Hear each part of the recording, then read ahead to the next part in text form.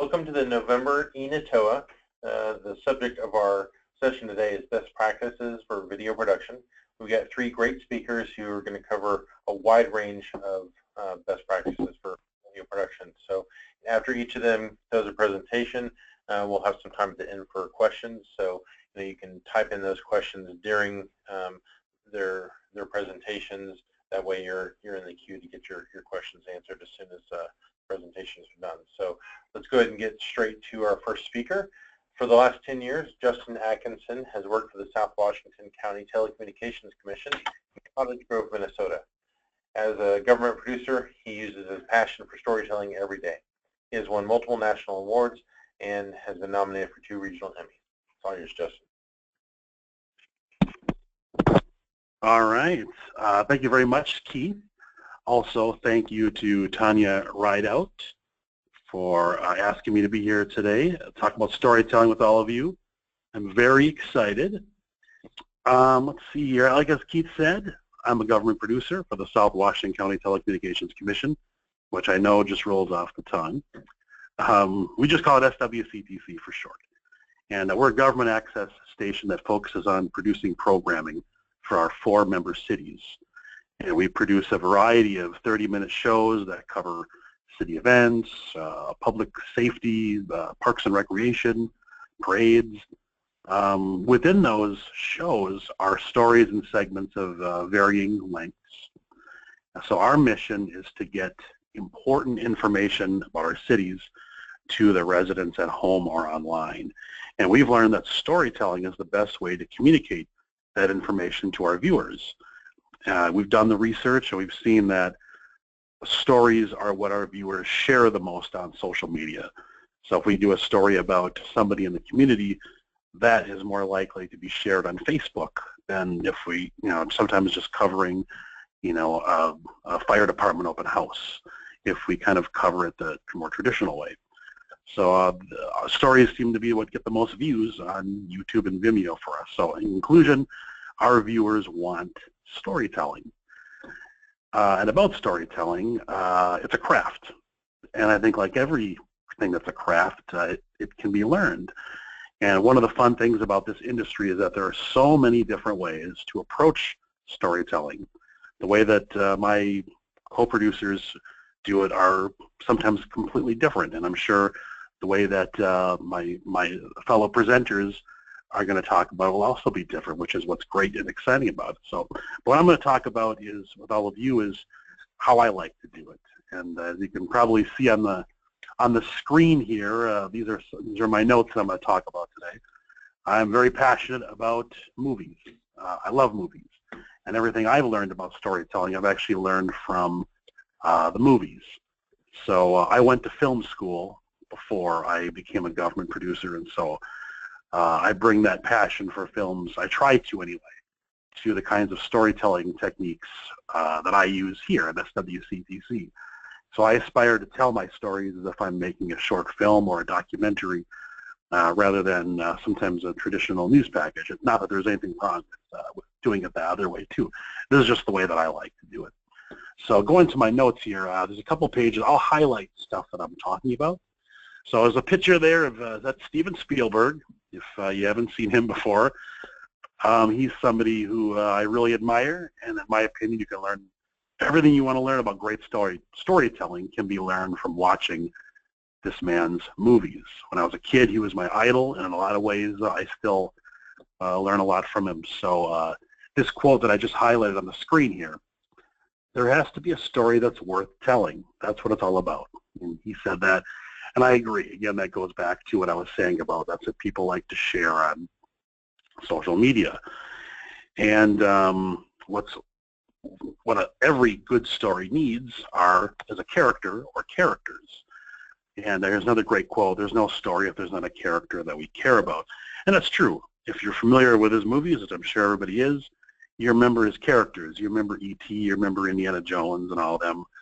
They wouldn't be popular if not for that crucial human element. And I believe that's true of any story, having a great character. I believe this is because at the heart of every great story is a great character or great characters. they're who we hopefully care about and identify with and who we connect to. So but what makes a great character? Exactly. And this is completely up to your opinion. I personally, what I like is what I highlighted on the screen here. I think one part of what makes a compelling character is some kind of a powerful drive, something that they're after, something that they're trying to accomplish.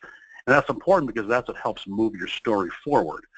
So they have a goal, they have something they're trying to achieve, and so something they're trying to accomplish. And that is what having that drive gives your story an arc. And that's what I'm going to get to next here. So once you're doing a story and you have somebody that has a drive, something that they're trying to accomplish, then you have to figure out, okay, how are you going to structure that story? And this is very important.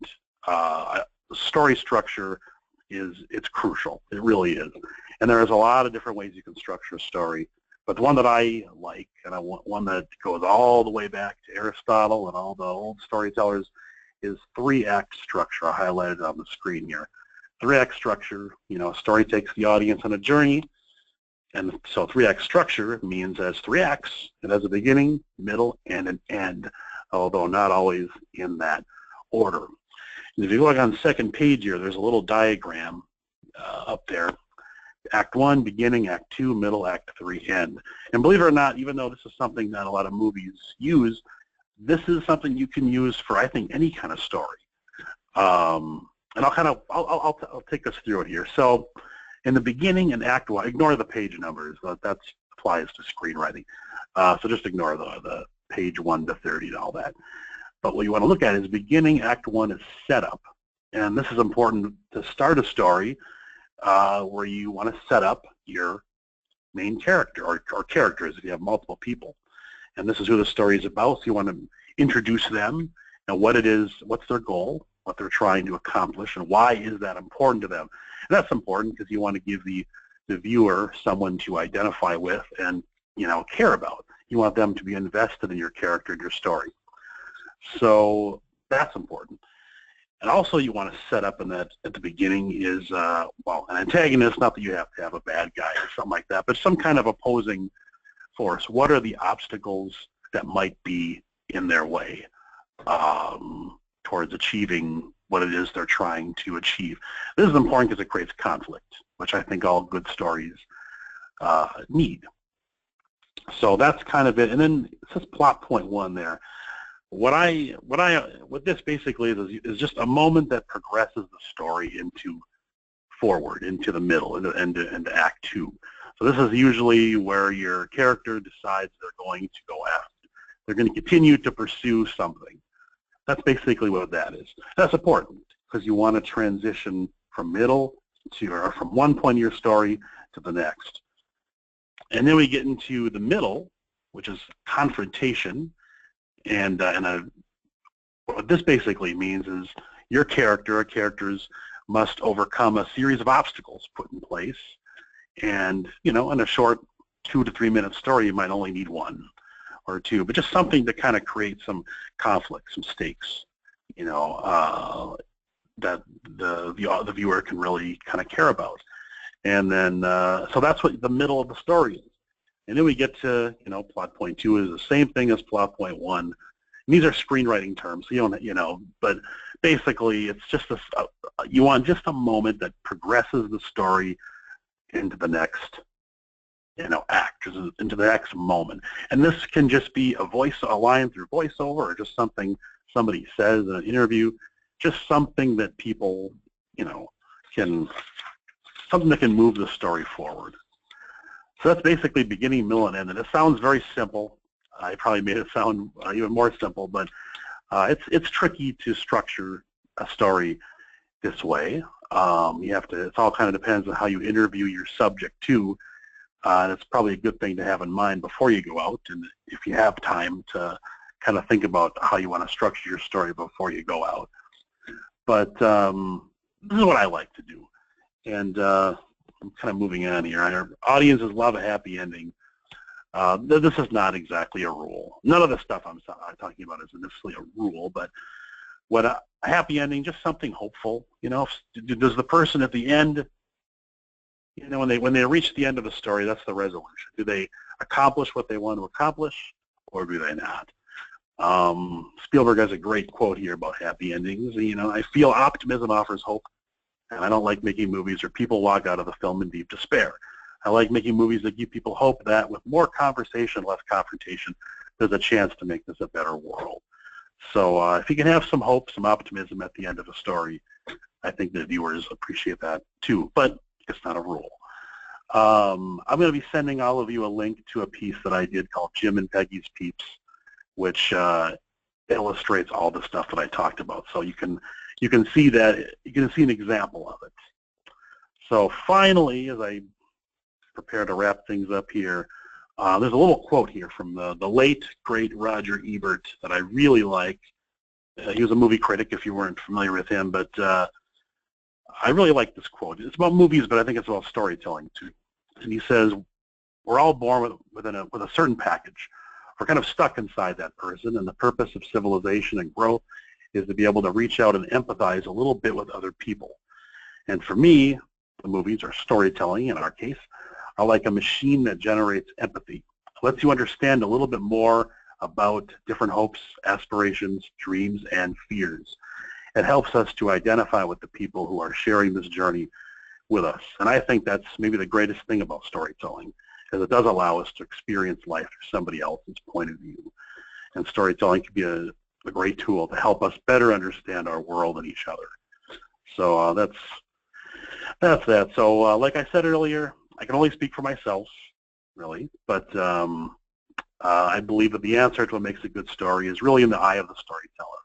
And it's in all of us, and it's up to us to find our own way to do it. And this is a way that I really like to do it. So yeah, so I'll just end on this now. We're all here because we love what we do. We love storytelling, and we're very lucky to be doing this. And I had the privilege of meeting Boyd Hubert recently, and he told me something great. He said, this business is a journey. There will always be something to learn, and that's part of the fun. So don't forget to have fun too as you're thinking about ways to tell your story, whether you use this way or you use a different way. Like I said, there are no rules. This is just one way I like to do it. So that's all I have. So thank you everybody for listening. I hope I could shine a light here a little bit on storytelling for you, but that's all I got, Keith. Okay, thank you, Justin. Our next speaker is Eric Richardson. He is the Vice President of Programming and Production at DCTV. In this role, he spearheads the development and integration of DCTV's original content, programming, and multimedia strategy. Prior to joining DCTV, Eric served as Executive Director of the District of Columbia Office of Cable Television. It's all yours, Eric. Great. Thank you so much, Keith. What you will see in my presentation kind of relates a lot to what Justin just talked about with storytelling. The storytelling piece of this is so important. I've presented for NATOA in the past, and I think having a chance to see where people are, how they're doing things, is sometimes the challenge, because everyone is not on the same platform. Everyone does not have the same amount of equipment, technology, or whatever. But I think what everyone has is an amazing amount of human capital. So it doesn't matter what kind of technology you have. The most important thing you have is the people that walk in and out of the door every day, the storytellers that give people information based on what's going on in the city, what's going on in the legislative piece of government, or whatever that might be. I've had the pleasure of working on the government side as well as working in public television and public radio. In that process, I just finished up a public radio project, which I love public radio for the simple fact that you have to craft the stories, you have to tell, you know, and lay out the information in a way that it's very vivid. You have to engage the audience in a way that you kind of make them tell the story in their mind. So I'll be talking a little bit about that experience and what works best for me when I am creating stories. My main goal is to engage the audience.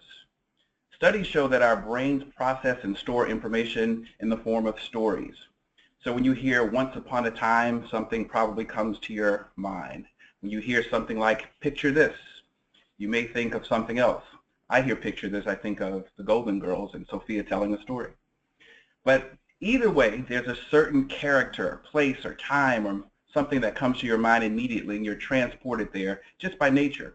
So when I create stories, that's what I want to do. I want to make sure that the viewer is watching the content and they're taking a journey and they're activating their imaginations to do something.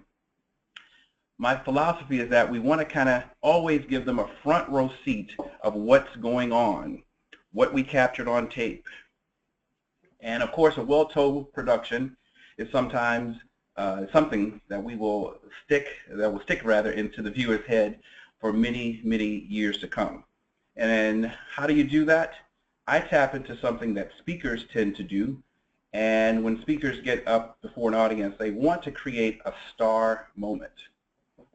A star moment can be a number of things where you have some storytelling elements that create drama, some statistics that make you think, wow, I didn't know that, or that's alarming.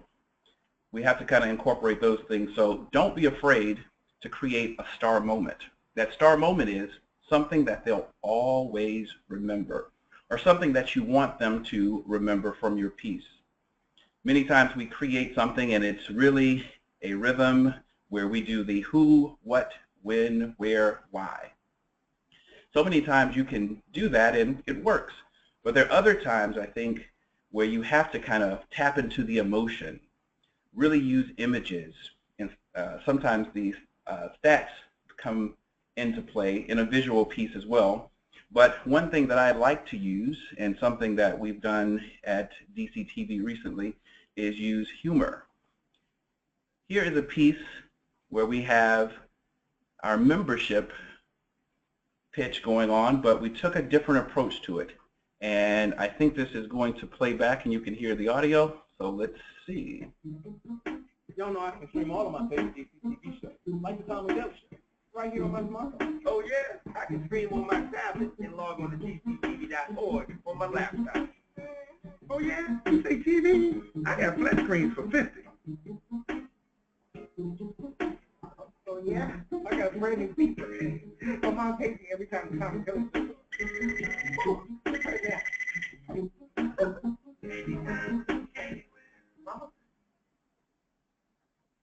So in the Anytime, Anywhere campaign, we want to, of course, get members to come in. As we are a member-based organization where we educate people on video production, every aspect of production, actually, we have to, of course, kind of reach our audience where they are. So we use humor there. In this spot, we use something totally different.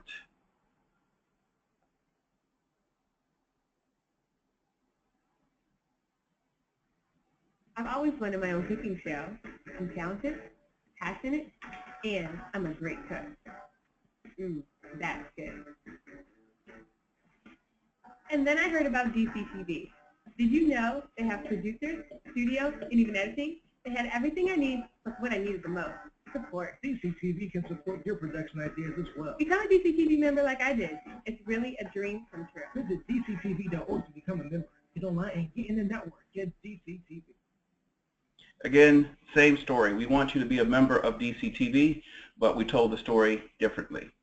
So another thing is, nothing beats strong video. I think video is an amazing thing, but of course we have gotten to a point where we rely on graphics. Sometimes you don't need graphics at all. Video is your friend, and it doesn't need to be dressed up with a number of effects and motion and filters and a lot of color.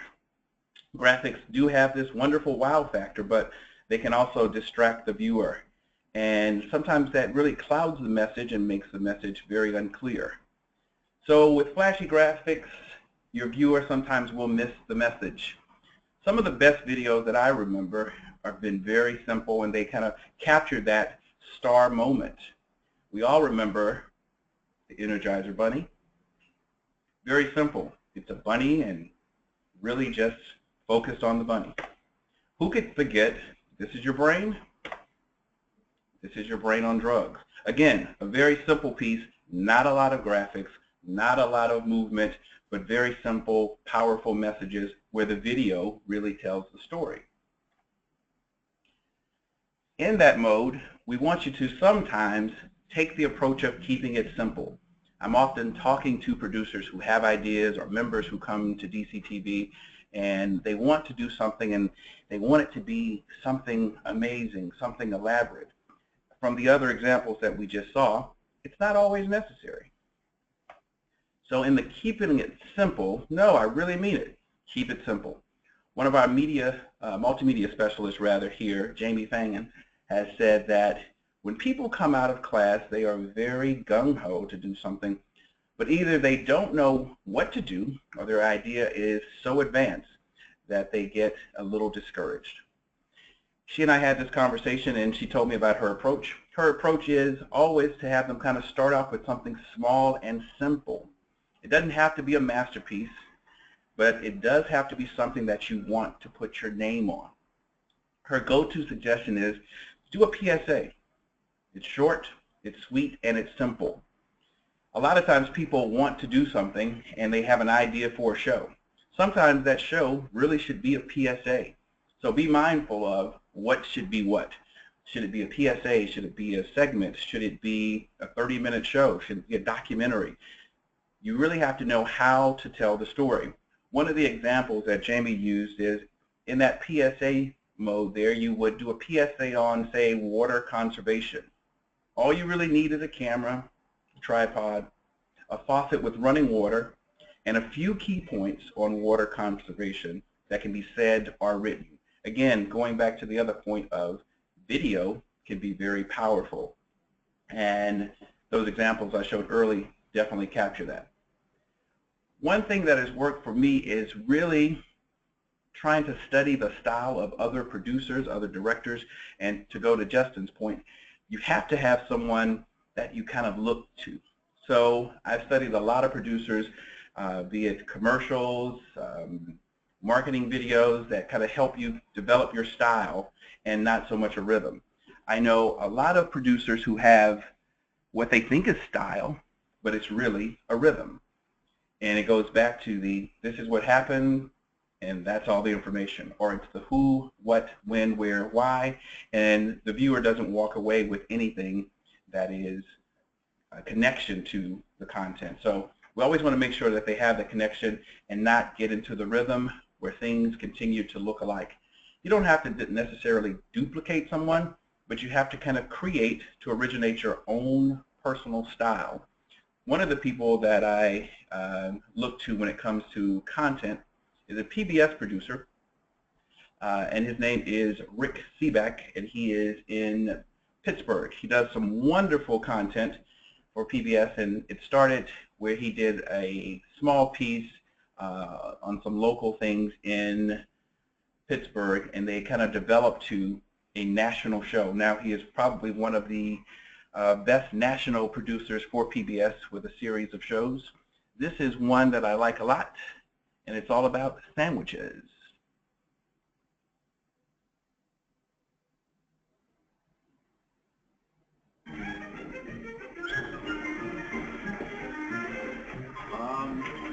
What makes a great sandwich? The freshness and the bread.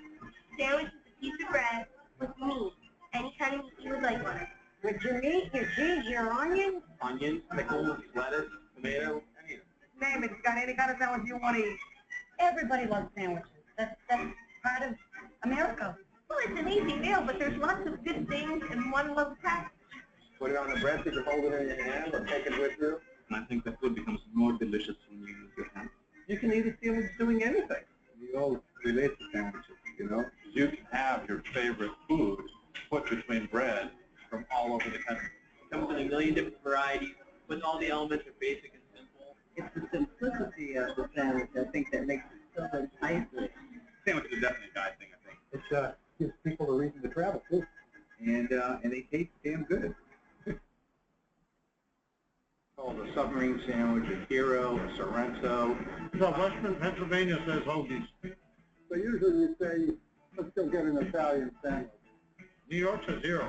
Well, you know, you don't see words like hero or gyro or however they pronounce it, but yeah, I suppose submarine sandwich. Everybody in the New York area knows what a hero is. People call them Spucky. I mean, in New Orleans, it's po' boy. What do you guys call them? I call it a hero. I like the term shuffling. That just cracks me up. You want to get the good Italian sandwich, you go to the deli and you get a grinder. That's what they call them in Connecticut. They're called heroes. They're called subs. In South Philadelphia, they're called hoes. So as you can see there, the storytelling process is on the individuals that are being interviewed. Rick has a wonderful way of kind of creating something that is not graphic heavy, does not require a lot of voiceover. It's a storytelling process that, again, with your interview style, you pull the story out of individuals. You pull the subject into the video and allow them to tell the story. So again, the 4 things that have been beneficial for me is kind of creating that star moment, something they will always remember, and relying on video and not so many of the other things that allow us to really become complacent and somewhat lazy is the graphics, the audio, and so many other things. Really go out, shoot wonderful video, make sure that the video tells the story, because people will always remember that. And really, sometimes take a different approach, where it's still strong video, but you rely on the video to tell a simple, clean story, and people will always remember that. And don't forget to study the style of others. That's it for me, and I look forward to your questions in just a minute. Thank you, Eric. Our next speaker is Nanette Hobson. She is the Director of Content and Operations for Montgomery Community Media in Rockville, Maryland. She has more than 25 years of experience developing and executing multimedia and broadcast television content. Nanette has received many outstanding industry awards over the years, including 3 local Emmys. Thanks for joining us, Nanette. Well, thank you, Keith, and thank you, Justin and Eric, too, for helping us to understand what it takes to create a great story. I think that when it comes to video production, it's important that you get back to basics and you understand what the elements are that go into telling a good story. What I want to talk about is the kinds of stories that we do, and in particular, I want to talk about the opportunity for community news these days as we become, I think, more relevant in our communities. I work for Montgomery Community Media, which is a nonprofit in Montgomery County, Maryland, a suburb of Washington, D.C., where we are charged by our county to take care of access users and access television. Additionally, we create our own content, including a robust website that has news reporting on it, and we also are very active in social media. So one of the things that MCM is trying to do is to be part of the evolution of community news. So everybody watches their local news, I hope. And as you know, local news is changing. It's changed a lot over the years. I spent most of my career making local news, and back in the old days when you would, there was only a 6 o'clock newscast in the evening, and newsrooms worked all day to put their stories into it. It was a much different process, and people had way fewer options for how they got their news. And frankly, it was a much more a serious process then, because you only had this one shot at seeing news usually in a day. You got your newspaper in the morning, and you got your evening news at night, and that was it. And as you know now, news is on a 24-hour cycle. Your local news is usually on all afternoon practically. In Washington, you can get local news live from 4 to 7:30 p.m. in the evening. And people can get news on their phone, so there's not even it's not even a good reason for a lot of folks to pony up to their TVs in the evening. And as a result, newsrooms have become way more competitive because they have fewer resources and a lot more competition. And I believe that their coverage has become somewhat homogenized as they try to satisfy a broad swath of viewership with the content that they select. And additionally, ratings drive their success. So your newscast has become a lot more commercialized. You will see all the logos all over your weather report. You actually see a lot more weather and a lot more sports because those are subjects that tend to be relevant to everybody in their viewing market, as opposed to the kind of community news that we're capable of doing, which will only appeal to the people that it affects. And some local news providers seem to be more focused on their competition than they are you, the audience, and the content they produce. So they're telling you about their Doppler radar, and they're telling you about their news gathering helicopter, so that you believe that they have better tools than the next guy. But the truth is that it's breaking news that's their currency. They know that you'll watch when something's going on, and they pray that you will watch them when something is going on. It's all those other times that actually make it, hard to stay in business, because they need you to watch when maybe you're not as interested in news. So what's not in local news these days? I think that in a lot of places, it's hard to get in-depth coverage on local issues from your local newscast in the evening.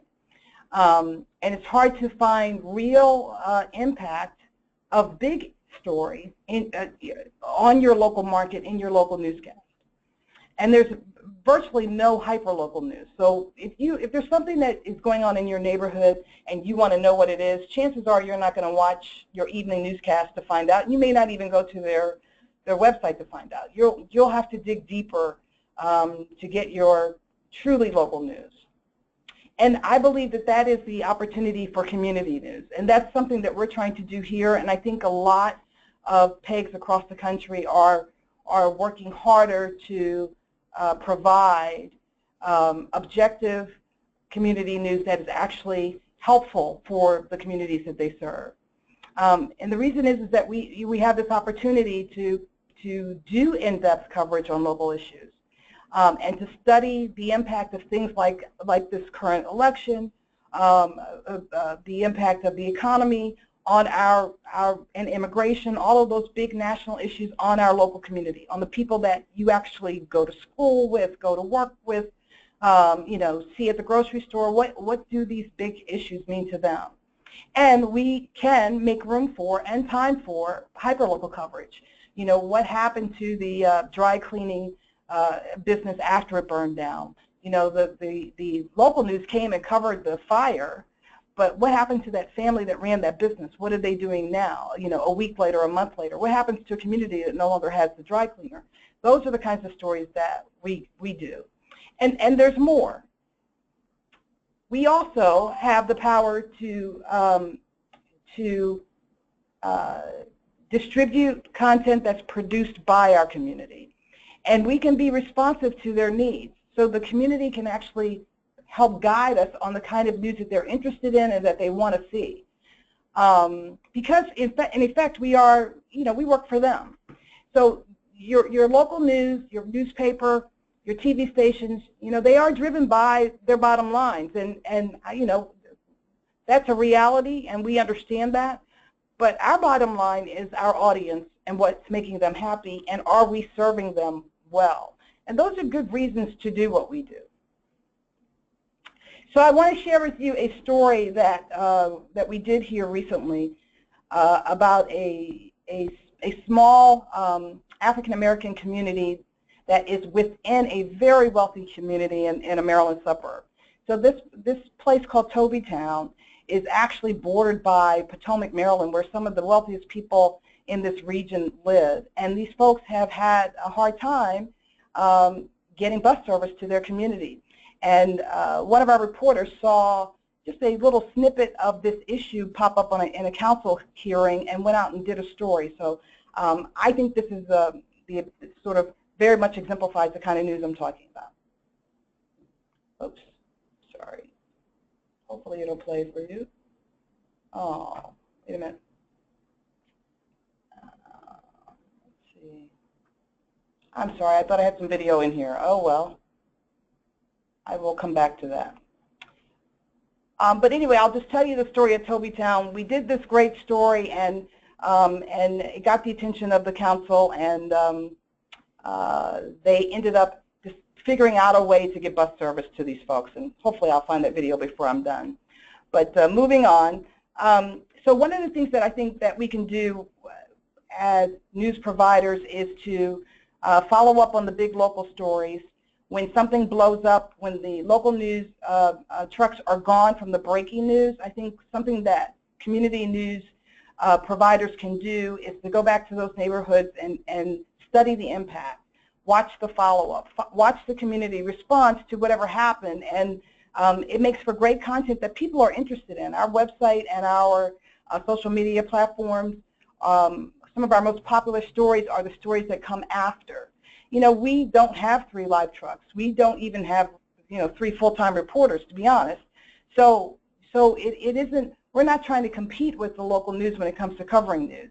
But what we can do is tell good stories, relevant stories about the things that are happening in our community. And our folks can do that. And I think our audience is very patient to have that information because they can't find it anywhere else. And because we live and work in the community, we understand what news means to the people that we live with and around and work with. Unlike many of the local news outlets that are serving such a large area, they don't have time or the resources to go as in-depth as we can. And I think that we are very deliberate about the stories that we choose to tell because we can be. We don't have to be driven by a 24-hour news cycle and an agenda that's set out there by commercial media. We can choose what stories we want to tell. We can choose what's important. We can make it important based on what we know and not by, you know, what the cable TV networks are calling news for that day. So it's important when you're doing this to complete coverage and not to try to compete with people who are trying to do something different than you. It's important that you do you and be the real local news for your community. Always choose quality over quantity because quantity is not our game. We can tell a really great story and it can be on our website and be popular on our website for months because it's the only resource for that kind of storytelling.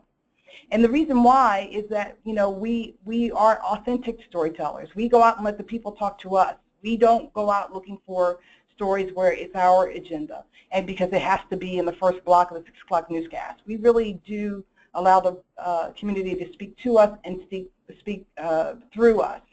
And because we recognize who we are, we think it's important that we stay in our lane and not spread ourselves so thin that we're not doing quality work, and that we understand what our role is in our community, and that is to provide the kind of news that they can't get elsewhere.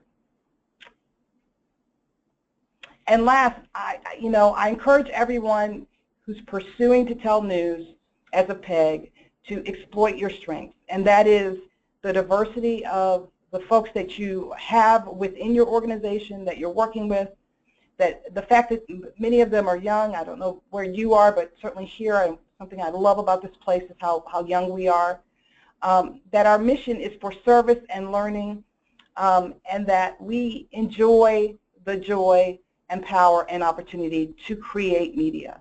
We don't do it under the pressure of a 6 o'clock deadline and a morning show and all of the things that a lot of people who are trying to do daily content are living under those kinds of pressures. We do it because we know who we are and we know what we want to do, and we have the power to create that. And it's very freeing and it's very, I think, inspiring to do what we do and the way that we do it. So I think that's about it. Let's see if I can just find this video.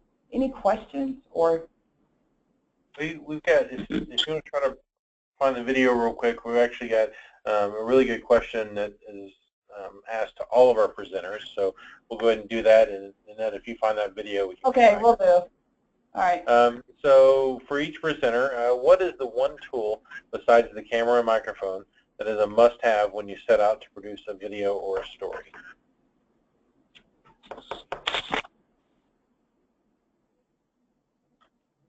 The one tool in addition to? Yeah, what is the one tool besides the camera and the microphone that you must have when you're going out to produce a video or a story? Well, my answer would be, oh, go ahead. Go ahead, Eric. Oh, no, you're fine. Go ahead. Ladies first. That's all yours. I think it would be the vision for what it is that you should have a vision for what you are trying to create. I think that's the most important thing to have when you're going out to do a story besides the equipment. Unless that question's specifically about equipment, I think that's what you need. You need a plan for what kind of story you're going to tell. So go ahead, Eric. Yeah, and I think exactly the same thing. I think you are the most important thing outside of the camera and the microphone. You must have you. You have to be present. You have to kind of figure out what you want people to walk away with when they see what you've created. Many times, again, I think to the point of the two other presentations here, we just capture.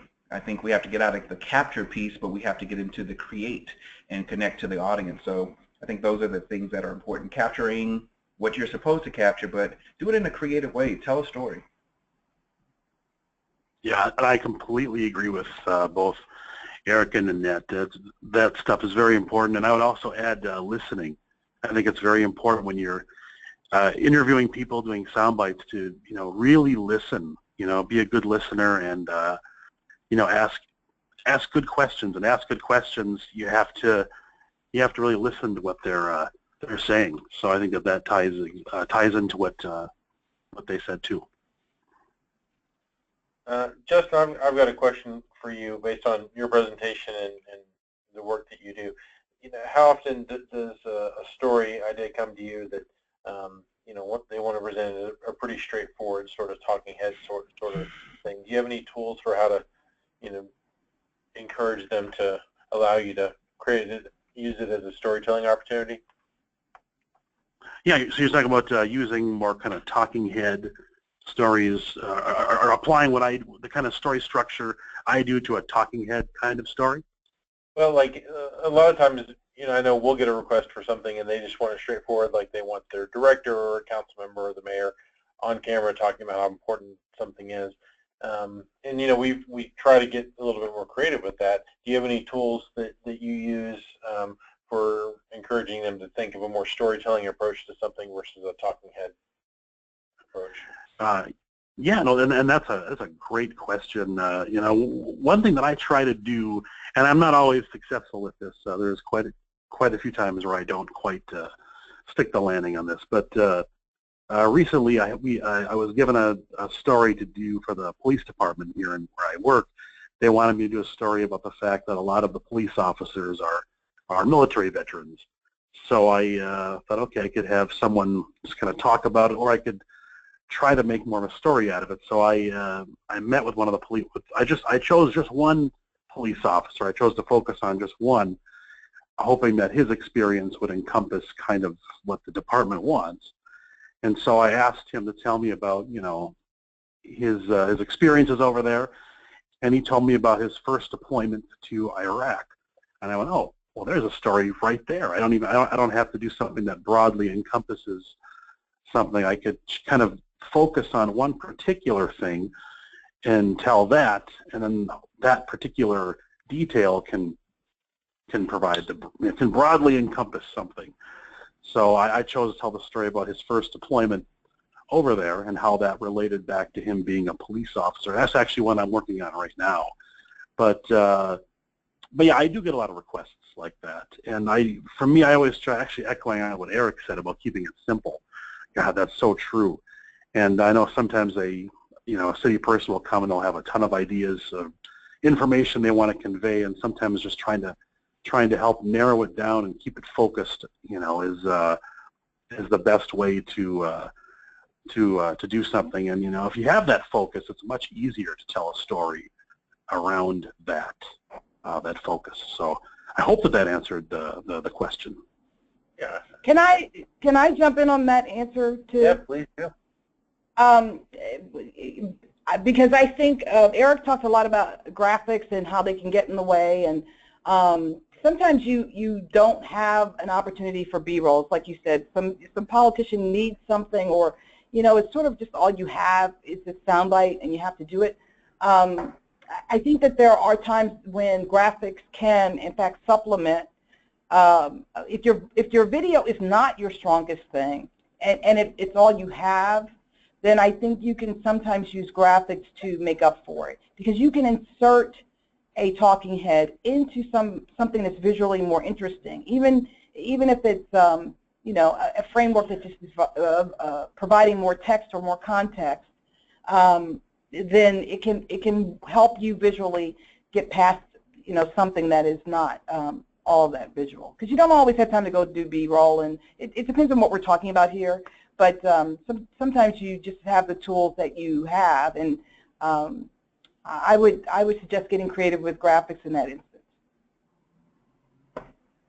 Okay. So we got a couple questions from our listeners. Maybe we can just run down real quick for each of our speakers today. They're curious about what size is your staff at your channel, and which positions you have at your channel. Like what position do you hold at the channel? Justin, you want to start? Sure. So at my channel we have 5 producers, and as producers we basically do everything. We're one-man/one-woman bands. We shoot, we edit, we conceive the stories, we write, we pretty much do everything, just the 5 of us. And then we have one master control operator who also helps out with production when he can. And then we have the boss, the administrator. So that's basically, we don't have any interns right now. We just have the 5 of us producers plus one master control operator plus one administrator. Very small. Eric, what is your staff in your one total? Right? Yeah.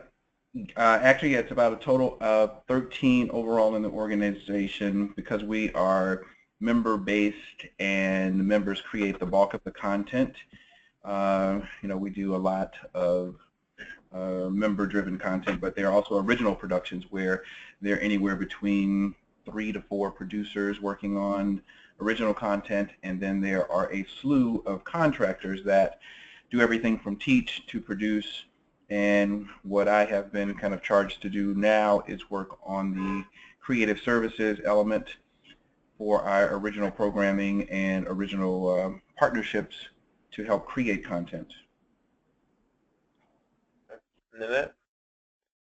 We too are sort of a member-based, a volunteer-based organization. We have about 25 full-time employees across the organization. But the folks who are creating content, we have 4 full-time web content people who not only keep our website supplied, but up and running, but also all of our social media platforms, and then the news and video that they collect ends up on all of our platforms. We have an executive producer in-house who works with our studio content and works with any content that our production team comes up with, and there are about 4 full-time people in production, I guess. So that's how we make it work. Okay. We've got another question, and this can go to any of the speakers. How does the creative story approach tie in with the ideal of journalistic objectivity? How does, well, as a journalist, as a longtime journalist, I will say that you have an opportunity to tell any story that you have to tell creatively. It's sort of like when you are talking, you tell stories differently to different people. I'm talking about your own personal story. So let's say something happens to you on your drive to work, and it's kind of a funny story, but it made you late. The way you would explain it to your boss when you got there and you were late is way different than the way you're going to tell your girlfriend when you call her later about what happened to you on the way to work, right? So there's this opportunity always to tell stories differently, and I don't think that makes your objectivity any different if you're trying to tell a story in a fair and reasonable way. But you do have an opportunity to choose how you want to tell it. So everything that Justin said really can apply. You can tell a story chronologically. You can tell a story with a punchline. You can tell a story any way that you need to. It doesn't make it any less news, and it doesn't make your involvement in those choices any less. Okay. Okay, we got another question.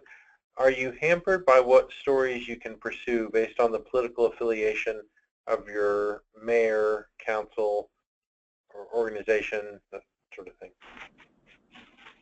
Yes. Well, I can say on our end, yes. Where I work, our job is to produce, cover, city events and basically make the cities look great. So if there's ever any sort of controversial kind of issues going on in the community, we don't cover that, and that can definitely be a little tricky sometimes if there is something that's really interesting. But at the same time, I've found that we tend to focus on the positives here, which is really great.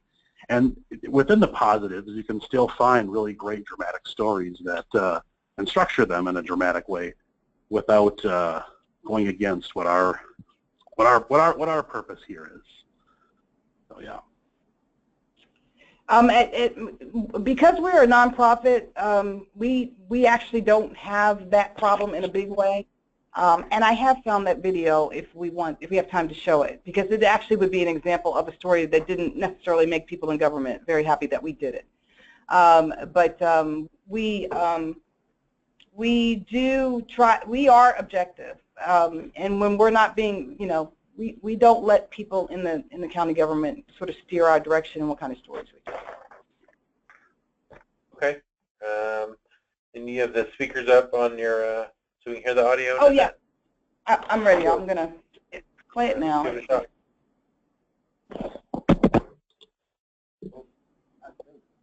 I want very little old bird days. That's a good one. James Martin has lived in Tobytown for most of his life. It's a tight-knit community located along River Road near the C&O Canal in Potomac. And for the past 10 years, residents have been asking for bus service to connect their historic neighborhood to the rest of the county. I call it a journey because that's what it is. Residents of Tobytown say they have to walk between 2 to 3 miles to get to the nearest bus stop located on Sevilla Road. We need the bus stop because everybody here don't have a car, and there's activities going on out in the world that we need to be a part of. It's bad. I see my cousins walking along the road a lot of times, and I pull over and pick them up. My nephews, family members, some have jobs, they walk to work, or they'll get a ride and then they'll get stuck and have to walk back. For me, I have to ask my uncle to take me to work because he goes to work like the same time, like 6 in the morning. But when he gets off, he doesn't get off like around my time. So sometimes I have to walk like 4 miles or like 3 miles to go home, Yeah, it's hard. Martin made the case for bus service at a Montgomery County Council public hearing for the fiscal 2017 budget. It's common sense. If you put a bus out here about a quarter mile from the Potomac River, C&O Canal, that brings that river that much closer, a mile away from ride-on. Anybody that's on ride-on. So that's going to bring it in ride. It's not about Tobytown. It's about time. It's just something about time. We have a transition running out this way. It's 2016. It's a community that needs a little more help. And so my colleagues and I think, will do right by Tobytown and provide them more bus service. In Potomac, I'm Maureen Choudhury for MyMC Media. So they did do right by them. And so here's a story that's about the community, and, it's controversial, yes, but it's the right story to tell. It's meaningful. It was very impactful for this community, and it was a story that the local news didn't do until we did it. And we're just really proud of the effect of it. But this is the kind of storytelling I'm advocating. Well, we don't have any more questions. I think that's a good place to wrap it up a few minutes early, unless any of the speakers have any parting words for our listeners. Thanks for listening. Yeah, absolutely. I really, Thanks for having. Appreciate all of you putting in the time on making your presentations, and I thought it was very interesting. Copies of the presentations will be sent out to all the registrants, and then video of today's presentation will be available for future viewing as well. So